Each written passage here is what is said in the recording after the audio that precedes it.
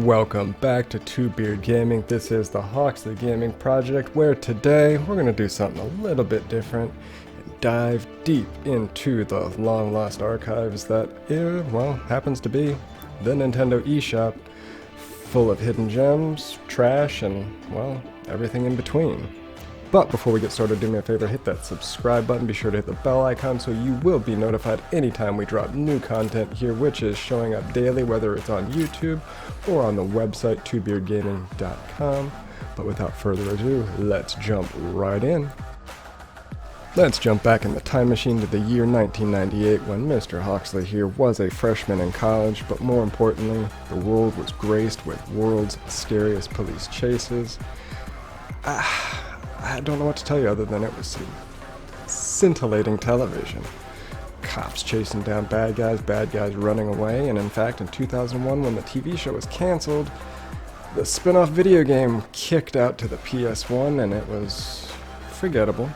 But that leads us to today, where we will discuss OMG Police Car Chase TV Simulator. And if that's not a mouthful, well, the gameplay certainly is. Actually, that's kind of a lie.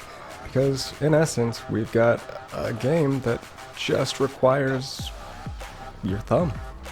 You use your left stick to move your slow, plodding, stock vehicle and run as far as you can, as long as you can, causing as much mayhem as possible, while trying to avoid the police, all captured from the TV helicopter that is sitting just above you, shooting down, capturing all of this footage.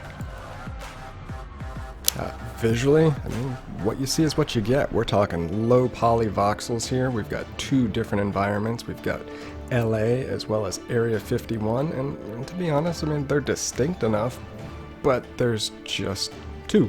And it repeats over and over again. Where you start in the city changes, but once you kind of get a feel for how the city is laid out after a little bit of time, you're not going to have any issues traversing the city, kind of knowing where some shortcuts are, especially after you upgrade your vehicle, which is ultimately the purpose of this one, because not only are you sitting there driving around as much as you can, you're collecting little $10 tokens, and then they progress up to $50 cash stacks and so on and so on. But you also can get some car repair tokens as well that you gotta kind of seek out, which can prolong your run.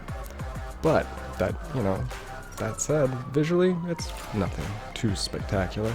The sound, on the other hand, well, we're dealing with some dollar store Fast and the Furious. We've got some cheap ass EDM and the blandest, lamest canned sound effects you've ever heard, and a siren that really just doesn't even change pitch. Do we need that? No. Would it add a lot? Possibly. But all in all, what we end up with is a pick-up and play title that, if you've got a couple people around, there's a little bit of fun to be had here to see who can last the longest. Now, I'm giving this advice out with the caveat that the early game sucks. Okay? Do not be mistaken. The early game sucks. Your car is a tank. It can't take any damage. As you progress and start unlocking vehicles that can either go faster, have better health, better handling, kind of mixing combinations, you get to have more fun. There's a lot more freedom that opens up. You're actually able to get away from the cops. And to be honest, it's a little exhilarating at times. Is it as thrilling as watching the old TV show? No. Is it as bad as some of the stuff that's on the eShop? No.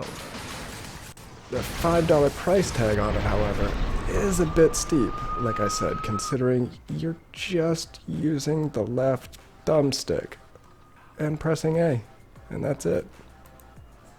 You'll have some slight things that you'll notice, like the police, clipping through buildings a la, Cyberpunk. But, things like that are to be expected in a $5 title and not a $60 premium AAA title. So it's forgivable, and like I said, there's fun to be had. You've got basically a fully destructible environment. Obviously, you're not taking down the full-on buildings, but there's a little bit of fun to be had. So this is definitely one that Mr. Hawksley over here at Two Beard Gaming can definitively say, you know what? Pick this one up on a sale. You might enjoy it. Till next time, this has been the Hawksley Gaming Project over on Two Beard Gaming. Do me a favor, hit that subscribe button, and until next time, peace!